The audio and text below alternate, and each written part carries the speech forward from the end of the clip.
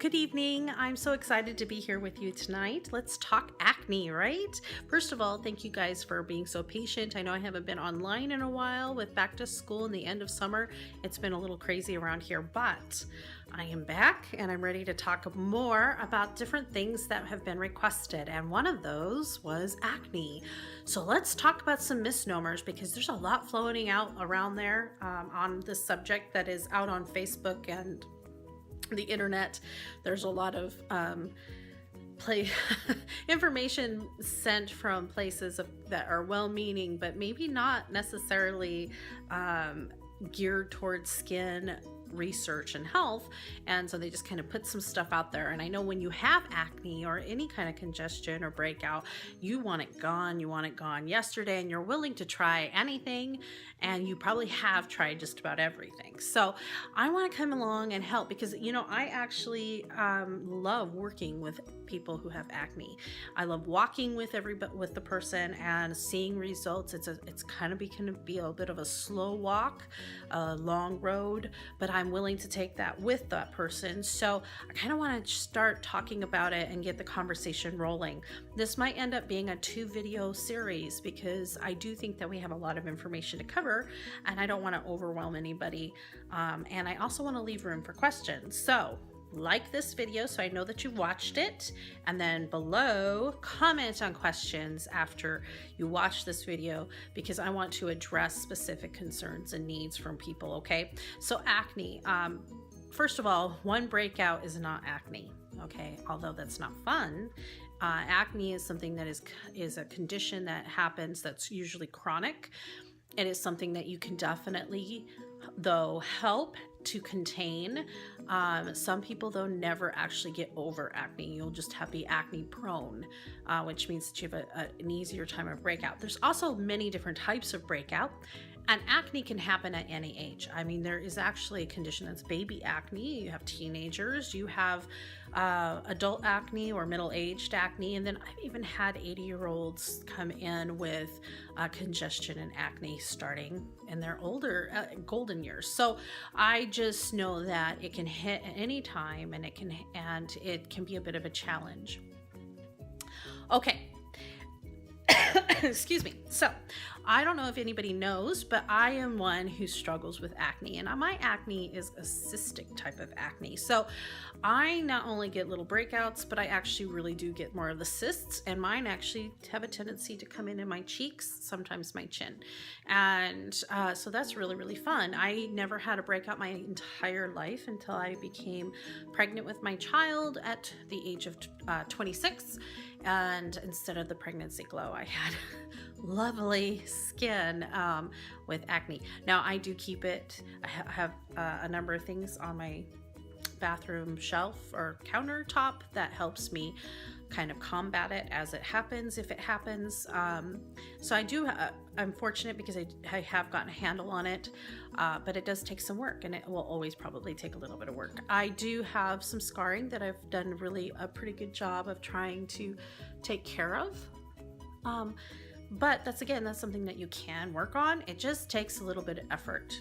The biggest thing that you don't want to do though is throw the entire world at it and hope that it goes away immediately by throwing a big huge nuclear bomb at your skin and try to assault it into obedience. It's better to just kind of do one thing at a time so you know what is actually working for you.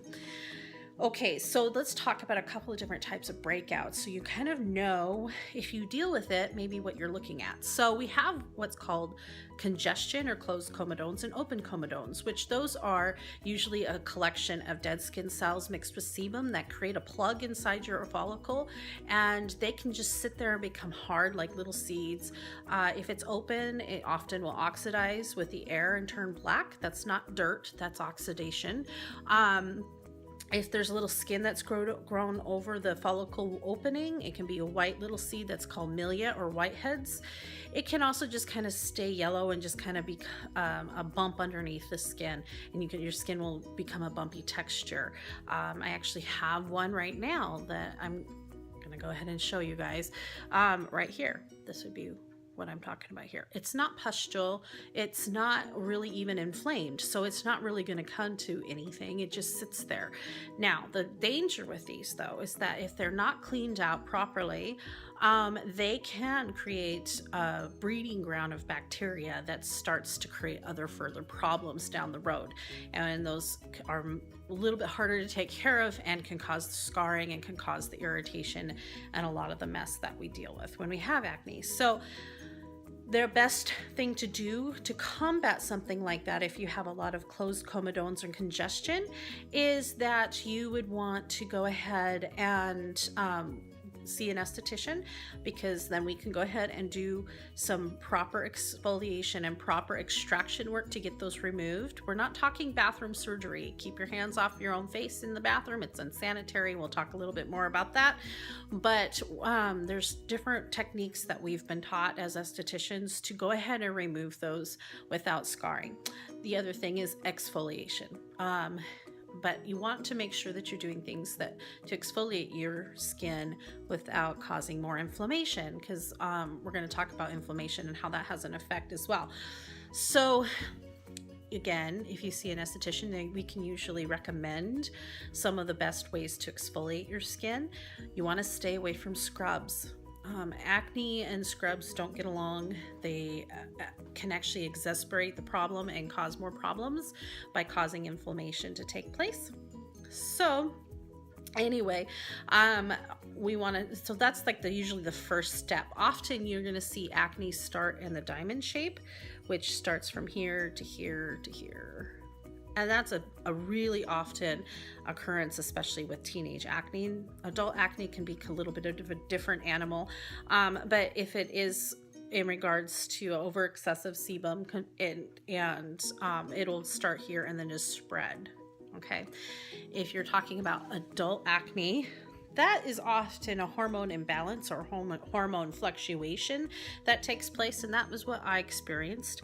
And when that happens, you're going to have more of the nodule acne, which is the hard red. Sometimes you're going to have cysts that will take place, which is the nodule now becoming big enough that it has ruptured the follicle wall and it becomes more inflamed, and that localized infection is becoming harder to treat, and you don't want to ever extract those. I will never even extract those.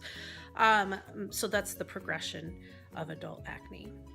That being said, you would, in between the comedone that I talked about and cysts that I just mentioned, we do have what's called papules and pustules.